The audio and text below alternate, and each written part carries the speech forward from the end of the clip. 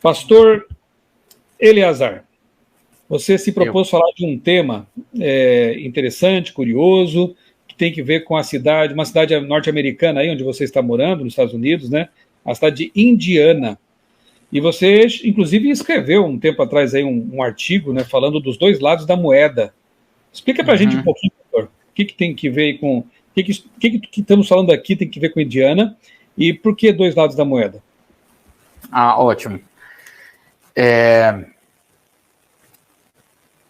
No ano de 1900, houve uma reunião em Indiana e nessa reunião houve um grupo de pessoas que começaram a viver numa histeria muito grande, com músicas bem agitadas e muito tambor e muita coisa, e aí começaram a cair pelo chão e serem levadas lá para frente, e essas pessoas acreditavam que estavam passando por uma experiência que eles denominavam a experiência do jardim.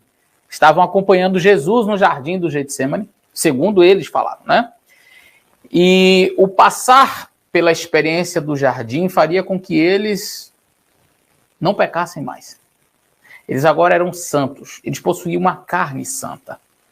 E esse movimento ficou conhecido como movimento da carne santa, porque essas pessoas se auto-intitulavam santos e consagrados e que não pecavam mais porque passaram pela experiência do jardim. E passar pela experiência do jardim possibilitaria elas a terem esta carne santa. E eles então, eles acreditavam que seriam trasladados para o céu sem ver a morte, assim como Enoque e Elias. Poderiam, portanto, fazer o que quisessem com a sua carne, já que eles eram santos e que eles não poderiam mais pecar, eles poderiam fazer o que quisessem com a sua carne, que isso não afetaria mais, não se perderiam mais, porque já tinham uma carne santa. Olha que loucura. E com base nessas ideias malucas, eles achavam, então, que poderiam, por exemplo, até assistir o culto despidos, sem roupa, porque o corpo do irmão ou da irmã não vai me chamar a atenção, eu já tenho carne santa, então eu não vou pecar com isso. E aí, isso resultou, e claro, esse movimento se desmanchou e deixou de existir. As pessoas, elas precisam apenas de um pretexto para inventarem coisas assim malucas.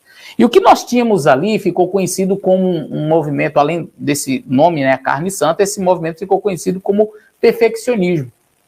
Os perfeccionistas, porque eles acreditaram na perfeição, eles não pecariam mais, eles não viveriam mais assim nesse estado pecaminoso. E aí, por conta disso, eu posso fazer o que eu quiser, que não vai ser pecado. E aí eles praticavam um monte de pecados, porque achavam que o corpo já era santo, então não ia pecar mais. Olha que loucura. Com base nessa ideia de que teriam um corpo santo, eles que estavam, né, com o corpo santo, eles praticaram muitos pecados. E mundanismo, e coisas assim, malucas mesmo.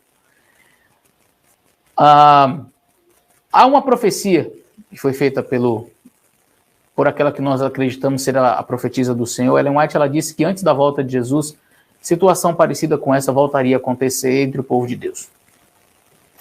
E hoje nós temos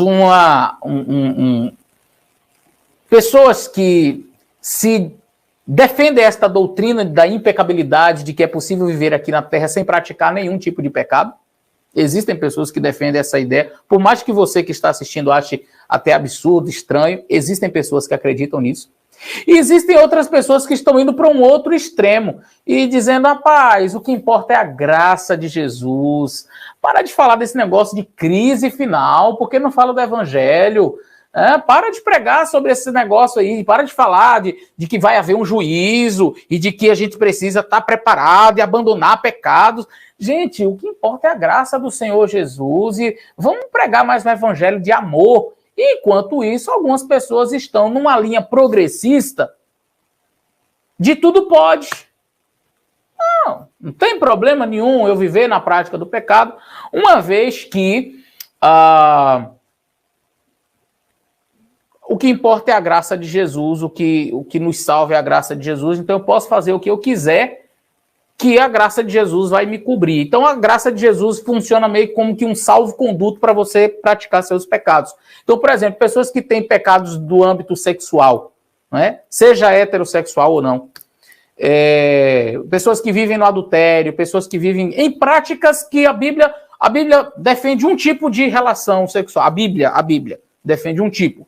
E pela Bíblia, pela palavra do Senhor, é uma relação entre um homem e uma mulher. Mas se eu quiser ter 3 mulheres, pela Bíblia, a palavra de Deus não nos dá essa autorização.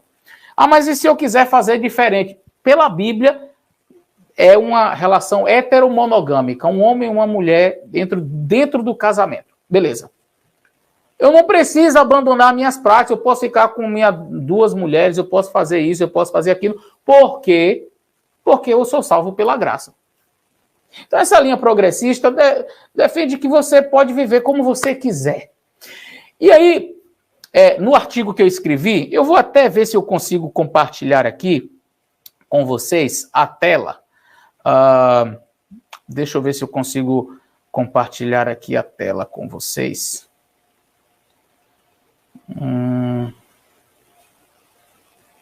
Rapaz, eu até me esqueci como é que eu compartilho. Aqui, compartilhar a tela. É muito tempo sem mexer. Você pode entrar no site outraleitura.com, do pastor Michelson Borges, e ali você encontrará, você pode colocar no buscador, na parte de pesquisa, você coloca Indiana o Retorno, tá certo? Então eu destaco aqui nesse artigo que eu escrevi que em Indiana havia 2 problemas básicos. Um era de ordem teológica e outro problema era de ordem comportamental. Então veja, o problema teológico estava associado a uma ideia equivocada que foi desenvolvida, e essa ideia dizia que eu, passando pela experiência do jardim, indo com Jesus ao jardim do Getsemane, pela fé, eu passando por essa experiência, entraria num êxtase e então meu corpo ficaria santo, eu não peco mais. Perfeccionismo. Eu vou viver aqui na terra sem pecar. Esse era o embasamento teológico defendido, ok?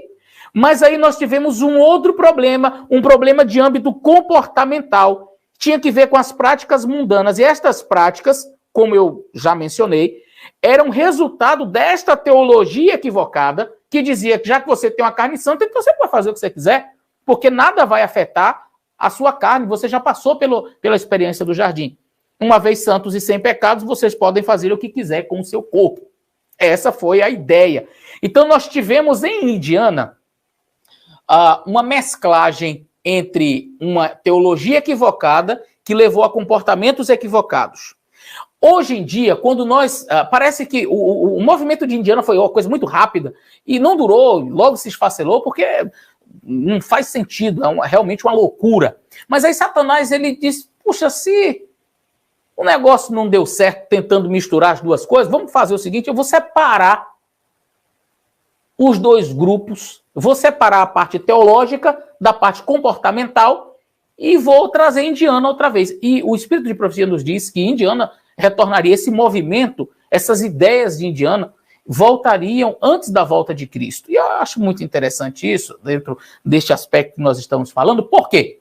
Porque nós temos hoje, sim, grupos que defendem esta impecabilidade, que são os perfeccionistas. E quando nós dizemos assim, olha, vocês estão parecendo com o que aconteceu aqui em Indiana, eles dizem assim, não, de jeito nenhum, porque em Indiana tem que ver com o aspecto comportamental. Nós não temos nada a ver com Indiana, não. Aqui é o aspecto comportamental, veja bem, ali nós tínhamos muita bagunça, muita balbúrdia, muita música profana. Então, o assunto de Indiana tem necessariamente que ver com o aspecto comportamental. Aí nós voltamos para esta ala mais progressista, que pode fazer o que quiser, ouvir o que quiser, comer o que quiser, levar a vida como você sabe que a linha progressista tem feito atualmente.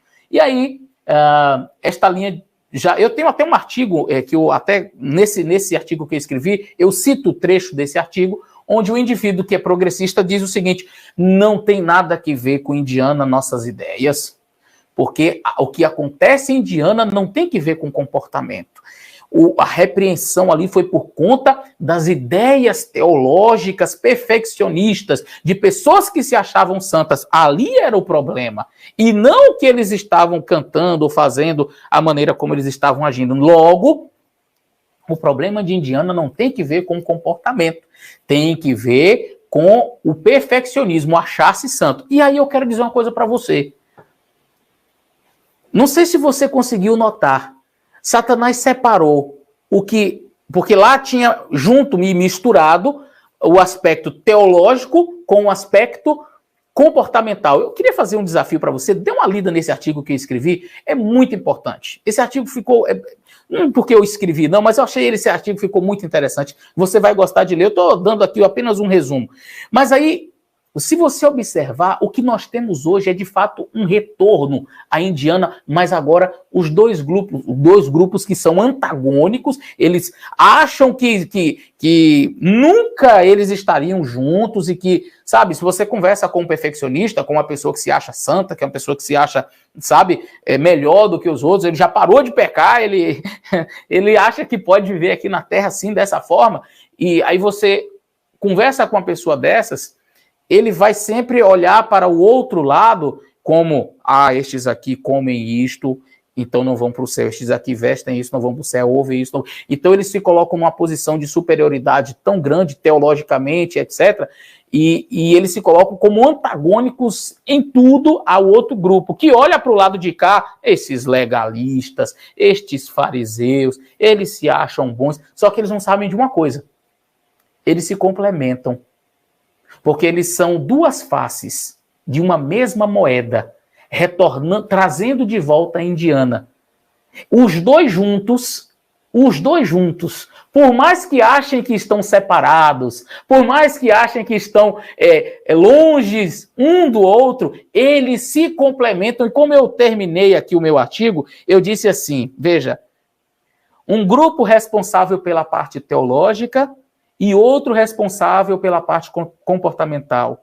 São rivais que se completam, antagônicos que se harmonizam, diferentes que se atraem num único objetivo, cumprir a profecia de fazer com que o que houve em Indiana tenha novamente lugar no meio do povo de Deus pouco antes da vinda de Jesus.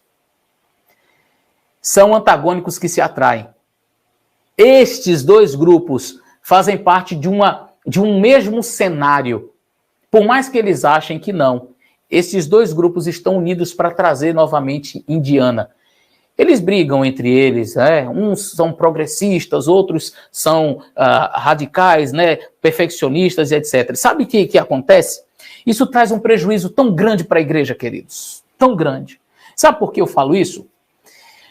Porque no meio, naqueles que não são adeptos desta visão, de que, eu vou viver aqui, já posso viver aqui na Terra sem pecar, e defende esta ideia teologicamente, perfeccionismo, da carne santa, de ter uma carne santa sem pecado.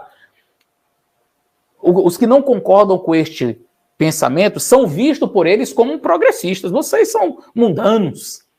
Ao mesmo tempo, este mesmo grupo que está aqui no centro, que não vai também para outro lado, que acha que pode tudo, que vale tudo, e não se afina com as ideias progressistas, são vistas por este outro lado, vocês são tudo legalistas, vocês são todos farinha do mesmo saco. Então, este grupo mais equilibrado, vamos dizer assim, que não quer se afinar com esta postura radicalista, essa postura radical desse grupo perfeccionista que se acha mais santo, mas que também não se alinha com as ideias equivocadas, progressistas, que têm invadido a igreja e trazendo o mundanismo para dentro da igreja, este grupo que fica aqui no meio sofre dos dois lados, apanha dos dois lados. E, queridos, é bom sofrer por Cristo, mas tenha certeza de uma coisa, à medida em que a volta de Jesus se aproxima, estes grupos eles vão se afastando cada vez mais. Só que eles não sabem que eles estão, na realidade, se aproximando cada vez mais. Porque é este antagonismo deles que os aproxima. É esta distância deles que os aproxima, como disse, num único objetivo, trazer de volta a Indiana. Onde o que nós tínhamos em Indiana? Dois aspectos, teológico e comportamental. Na teologia, já somos santos, e no comportamento, nós somos mundanos. E é isso que nós temos visto hoje. Satanás separou a teologia do comportamento e trouxe de volta, infelizmente, Indiana, que já está presente em nosso meio. E eu faço um apelo a você, não caia nem para um lado e nem para o outro. Tenha muito cuidado com discursos de pessoas por aí, dizendo que você já é santo, que você já não peca mais, que você vai viver uma vida... E eu não estou com isso aqui defendendo o pecado, não estou aqui dizendo com isso que você não deva lutar contra o pecado e vencer as tentações, porque Jesus Cristo nos deu o exemplo de que nós devemos lutar contra a tentação e temos o poder do Espírito Santo atuando em nós para vencermos as tentações que o inimigo coloca. Nenhuma tentação é desculpa para nós cedermos ao pecado. Isso é um ponto pacífico. Todo cristão acredita nisso. Por isso que Jesus disse na oração do Pai Nosso: Pai, livra-nos da tentação. Não estamos aqui defendendo isso. Tá? Agora, nós precisamos ter ciência de que não preciso nem praticar um ato pecaminoso para que eu seja um pecador e necessitado da graça de Jesus. Então eu não posso me colocar nessa postura de fariseu, sabe? Me colocando melhor, me achando melhor do que outros e me estabelecendo neste palco. Ao mesmo tempo, queridos, não ceda para este outro lado, que vê tudo com um suposto amor, sabe? Jesus é amor. E o que mais importa é a graça. E que as outras coisas são supérfluas. E que não tem problema se você fizer isso, se você fizer aquilo. E vai fazendo pequenas e até grandes concessões ao pecado. E com isso, o mundanismo vem entrando, invadindo a igreja. Eu acredito que a melhor maneira de nós nem irmos para o lado legalista e nem irmos para o lado progressista é estarmos centralizados na palavra de Deus. Sim, se nós estivermos firmes, centralizados neste livro aqui, nós não cairemos nem para um lado, nem para o outro. Que Deus nos ajude. Amém, amém. Obrigado, pastor Eleazar, por essas considerações. É bom lembrar que o artigo está lá à disposição no meu blog, outraleitura.com ou .com.br, tanto faz. Procure lá a palavra Indiana no buscador. Leia, reflita sobre esse artigo.